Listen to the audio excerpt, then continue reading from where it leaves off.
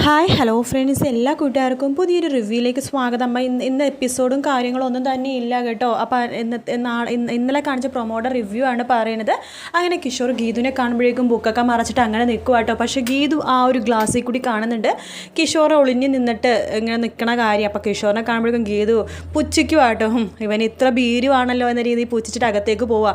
ആ സമയത്താണ് സുവർണ്ണ ഓരോരോ കാര്യങ്ങൾ പറഞ്ഞ് ഗീതുവിൻ്റെ അടുത്ത് വരുന്നത് കേട്ടോ. അതായത് അതിങ്ങനെ ചെയ്തില്ല മാഡം, അങ്ങനെ ചെയ്തില്ല മാഡം എന്നൊക്കെ പറയുമ്പോൾ ഗീതുക്ക് അങ്ങോട്ട് ദേഷ്യം വരും കേട്ടോ. അതായത് കിഷോറിനെ കണ്ട ദേഷ്യം ഫുള്ളും തീർക്കുന്നത് ഗീതു സുവർണ്ണ എടുത്താണ് കേട്ടോ. ആ സുവർണേനെ അവർണികയുടെയും കിഷോറിൻ്റെ മുമ്പിൽ മുഖത്തിട്ട് ആനടിക്കുകയാണ്.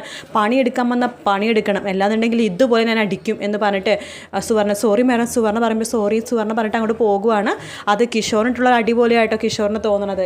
അതിനുശേഷം അവർണിക പോയിക്കുമ്പോൾ കിഷോറിനോട് പറയുന്നുണ്ട്, ഇത് ദൈവമായിട്ട് എനിക്ക് തന്ന ഒരു അവസരമാടാ, നോക്കിക്കോ, നിന്നെ ഞാൻ എൻ്റെ അടിമയാക്കും, നിന്നെ ഇവിടെ ജോലി എടുത്ത് ഞാൻ തളർത്തിക്കെടുത്തു, നിന്നെ ഞാൻ അടിമയെ പോലെ ഇതുപോലെ കണ്ടില്ല എനിക്ക് തോന്നുന്ന സമയത്തൊക്കെ മുഖത്ത് അടിച്ച് ഞാൻ നിന്നെ കൊണ്ട് ഇവിടുത്തെ പണിയെല്ലാം അടുപ്പിക്കും, എൻ്റെ കാൽ കീഴിലെ മണ്ണിൻ്റെ ഒരു വില പോലും ഞാൻ നിനക്ക് തരുന്നില്ലടാ എന്നൊക്കെ പറഞ്ഞിട്ട് കിഷോറിനെ ആകെ നാണം കെടുത്തു കേട്ടോ.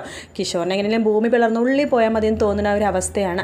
അതിനുശേഷം ഇതെല്ലാം കണ്ട് ഗോവിന്ദന് ചിരിയും വരുന്നുണ്ട്, സന്തോഷവും വരുന്നുണ്ട്. കാരണം ഗീതു ഇത്രമാത്രം മാറിയല്ലോ, ഇത്രമാത്രം തനിക്ക് വേണ്ടിയിട്ട് ഒരുപാട് കാര്യങ്ങൾ ചെയ്യുന്നതും ഗോവിന്ദ് ശ്രദ്ധിക്കുന്നുണ്ട്.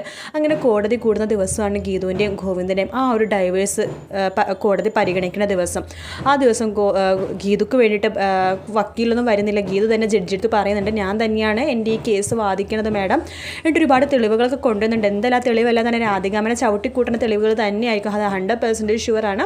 ഗീതുവിന് അസുഖങ്ങളൊന്നും ഇല്ല എന്നുള്ള ഒരു ഡോക്ടർ സർട്ടിഫിക്കറ്റും അതുമാത്രമല്ല ഗോവിന്ദനെ വിട്ടുപോലെന്ന് ഗീതു ഉറപ്പിച്ചങ്ങോട്ട് പറയും. മാത്രമല്ല രാധികാമയുടെ പല രഹസ്യങ്ങളും ഗീതു ഗോവിന്ദനെയും കോടതിയുടെ മുമ്പിലും തെളിയിക്കുന്നുണ്ട്. അതായിരിക്കും ആ ഒരു പെൻ ഡ്രൈവ് ഗീതുവിൻ്റെ കയ്യിൽ. നമുക്ക് എന്തായാലും കാത്തിരുന്ന് കാണാം. എന്തായാലും ഗോവിന്ദ് ഗീതുവിനെ സപ്പോർട്ട് ചെയ്യുന്നുണ്ട് കേട്ടോ. കാരണം ഗോവിന്ദ് ഇതൊക്കെ കഴിഞ്ഞിട്ടും ഗോവിന്ദ് ചിരിക്കുന്ന കുറേ ഭാഗങ്ങൾ നമുക്ക് കാണാൻ സാധിക്കുന്നുണ്ട്. കാത്തിരുന്ന് കാണാം. വീഡിയോ ഇഷ്ടപ്പെട്ടെങ്കിൽ ലൈക്ക് ചെയ്യുക, സബ്സ്ക്രൈബ് ചെയ്യുക, കമൻറ്റ് ചെയ്യുക. ഗീതു തന്നെ കോടതിയിൽ വിജയിക്കും കേട്ടോ. അപ്പോൾ ടേക്ക് കെയർ, ബൈ ബൈ.